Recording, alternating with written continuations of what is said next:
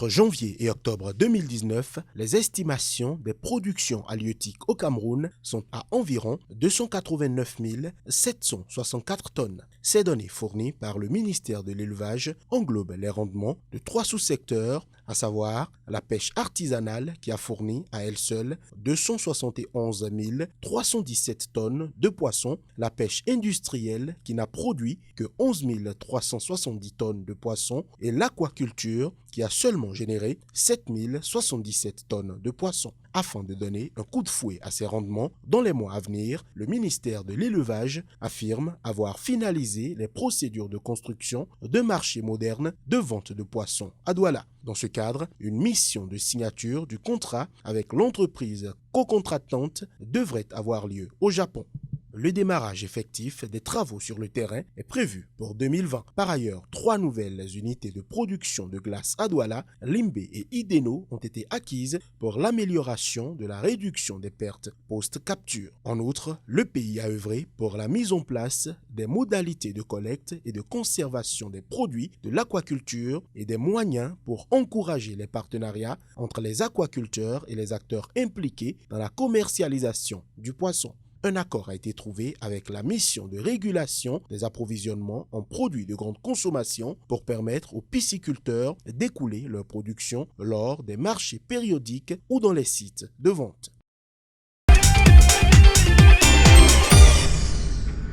« 175 millions de dollars. Ainsi s'élève le financement que la Banque mondiale met à la disposition des Comores. Ce nouveau financement, composé de dons et de prêts concessionnels, devrait permettre la mise en œuvre de plusieurs projets de développement. Il s'agira d'améliorer les investissements dans les programmes de nutrition et de protection sociale afin de renforcer le développement du capital humain. Les fonds serviront également à soutenir le redressement du pays et la reconstruction des routes et des logements endommagés par le passage du cyclone Kenneth. La Banque mondiale espère également promouvoir le développement du secteur privé et des chaînes de valeur dans l'agriculture et le tourisme, stimuler la connectivité entre les îles, développer l'approvisionnement en énergie renouvelable et la finance numérique, tout en renforçant l'inclusion financière. Ces projets entrent dans le cadre de la mise en œuvre du plan Comores émergent pour la période 2020-2022. Il s'agit pour la Banque mondiale d'accompagner les efforts déployés par les Comores pour favoriser une croissance inclusive et durable.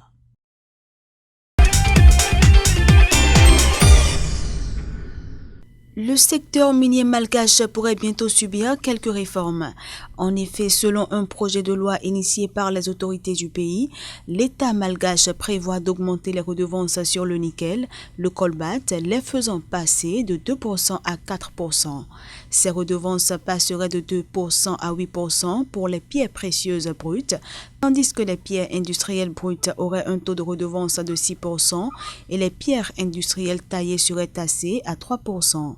La réforme du secteur minier malgache intègre aussi une participation gouvernementale d'au moins 20% dans tout projet minier en production et commercialisable.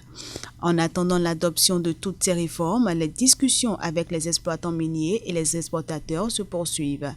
Notons que le projet de loi malgache intervient à un moment où plusieurs pays africains cherchent à attirer plus de revenus de leurs richesses minérales. Le dernier en date, c'est le Mali qui a adopté le 21 août dernier un projet d'ordonnance portant code minier. Pour sa part, Madagascar a fixé ses nouveaux taux de redevance en les comparant avec ceux des autres nations d'une part et en classant les différents minéraux en catégories d'autre part. Ce faisant, le pays participe au processus d'harmonisation des codes miniers en cours en Afrique.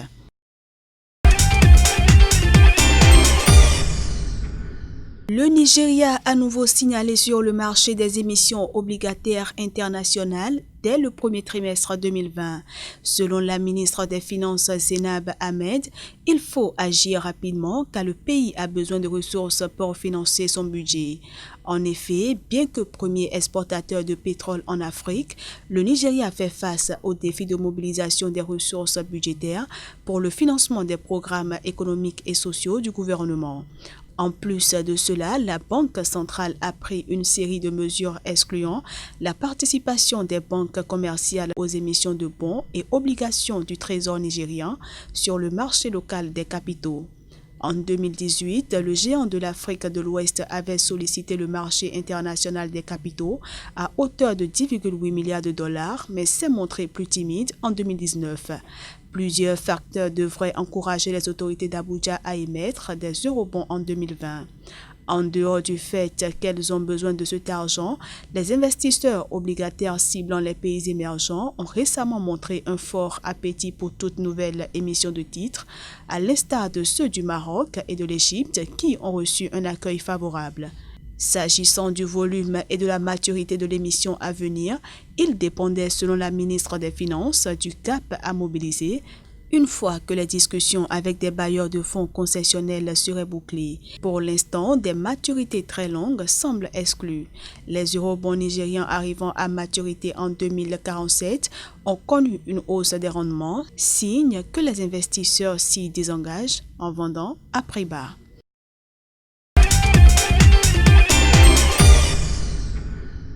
Le produit intérieur brut de l'Afrique du Sud a terminé le troisième trimestre 2019 dans le rouge.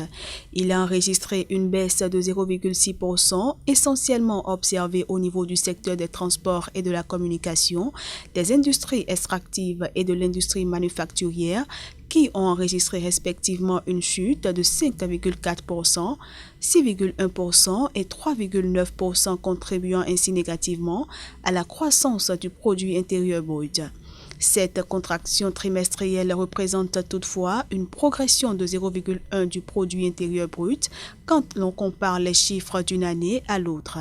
Dans le détail, c'est surtout la baisse de la production de charbon et de minerais de fer dans les mines, de métaux du groupe du platine qui a plombé le secteur des industries extractives. En revanche, les secteurs du commerce, de la restauration et de l'hébergement ont progressé de 2,6% et contribué pour 0,4 points de pourcentage à la croissance du produit intérieur brut.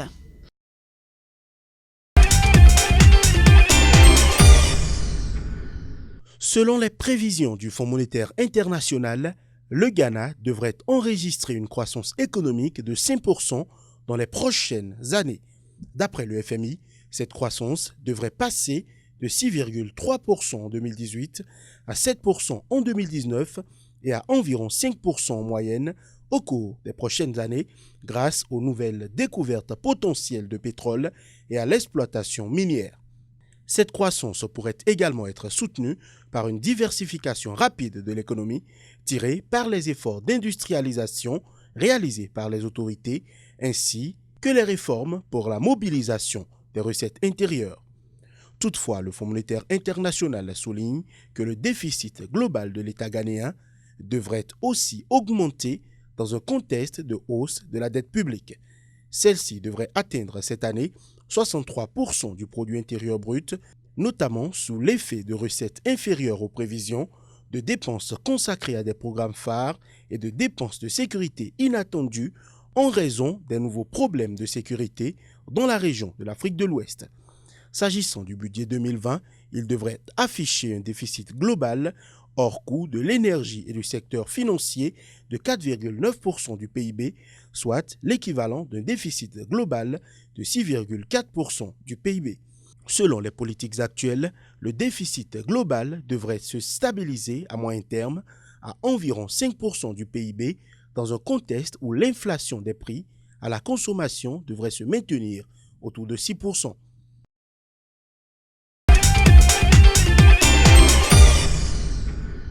53 milliards de dollars, c'est la somme que la Banque mondiale va investir dans la lutte contre l'extrême pauvreté en Afrique.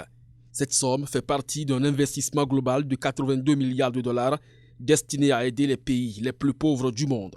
Annoncée comme un montant record, cette mobilisation entre dans le cadre de la 19e reconstitution des ressources de l'Association internationale de développement auquel 52 gouvernements ont contribué. Les 53 milliards de dollars destinés à l'Afrique devraient permettre d'aider les pays africains à répondre aux besoins de leur population, stimuler la croissance économique et renforcer la résilience aux chocs climatiques et aux catastrophes naturelles. Grâce à ce financement, l'Association internationale de développement, dont les prochaines activités s'étaleront sur la période allant de 2020 à 2023, va pouvoir étoffer ses interventions en appui à la création d'emplois et la transformation économique, la bonne gouvernance et la responsabilisation des institutions. Elle pourra également accompagner les pays confrontés aux défis du changement climatique, des inégalités hommes-femmes et des situations de fragilité, de conflits et de violence, en particulier dans la région du Sahel, autour du lac Tchad et dans la Corne de l'Afrique.